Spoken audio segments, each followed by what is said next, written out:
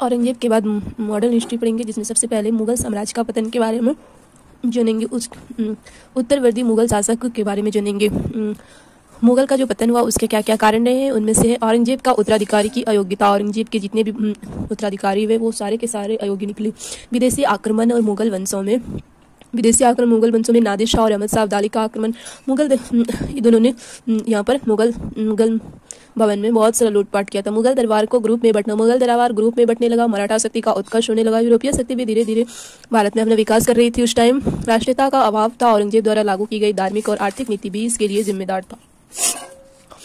इसके जो मरने के बाद केवल 2-3 पुत्र बचे थे। औरंगजेब के मरने के बाद मुआजम, आजम और कामबख्श, इन तीनों में उत्तराधिकार के लिए लड़ाई होने लगा, जिसमें कि 1707 ईस्वी में युद्ध हुआ। जजाओ का युद्ध मुआजम और आजम के बीच। आजम हार गया और मुआजम जीत गया, जो कि भारत का अगला मुगल बादशाह बना। मुआजम 1909 ईस्वी में हैदराबाद के निकट अपने जो भाई थे कामबख्श की हत्या कर दी। बहादुर शाह प्रथम जो मुआजम था वो बहादुर शाह प्रथम के नाम से शासक बना, जो कि शाह आलम फर्स्ट भी कहलाता है। 1707 से लेकर 1712 ईस्वी तक इसका शासनकाल रहा। 65 वर्ष की आयु में जो है ये शासक बना था। भारत का इसे बूढ़ा बादशाह भी कहा जाता है।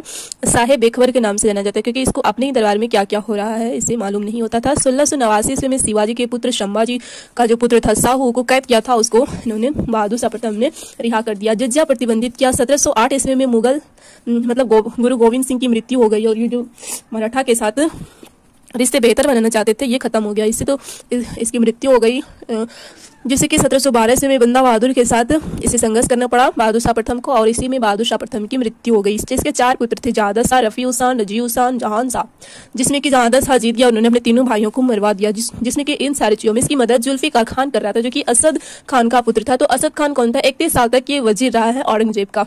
यही जहादर शाह 1712 से 1713 ईस्वी तक इसका शासनकाल रहता है, जो कि लंपट मूर्ख होता है, लंपट मूर्ख।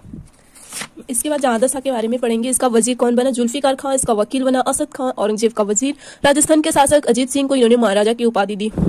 ये भी रिश्ते सुधारने में लगा। मारवाड़ को ही जोधपुर कहा जाता था और गुजरात का इसे सूबेदार बना दिया अजीत सिंह को। आमेर के राजा जय सिंह को सवाई एवं मिर्जा की उपाधि दी और मालवा की सूबेदारी प्रदान की। राजपूत शासकों को संतुष्ट करने के लिए इसने मेल मिलाप की नीति अपनाई। जजिया को जहादर शाह ने प्रतिबंधित किया। जहादर शाह की जो प्रेमिका थी लाल कुंवर, क्या किया? दिल्ली में इन्होंने इन्हीं के लाल कुंवर के ही दरबार, मतलब इसका ही रिश्तेदार से पूरा दरबार को भर लिया, जिससे कि दुखी कौन हुआ? सैयद बंधु को ये रिश्तेदार अच्छे नहीं लगे और उन्होंने जहादर शाह की हत्या करा दी। जहादर शाह का भतीजा अगला शासक बना फर्रुख सियार। 1713 से लेकर 1719 ईस्वी तक फर्रुख सियार जो है जुल्फिकार खां, असद खां की हत्या कर दी। जुल्फिकार खां और असद खां की फर्रुख सियार ने हत्या कर दी। जैसे ही शासक बना फर्रुख सियार, इसने हत्या करा दिया दोनों का। अब्दुल्ला खां को वजीर बना दिया और हुसैन अली खां को मीरबख्शी सेनापति बना दिया।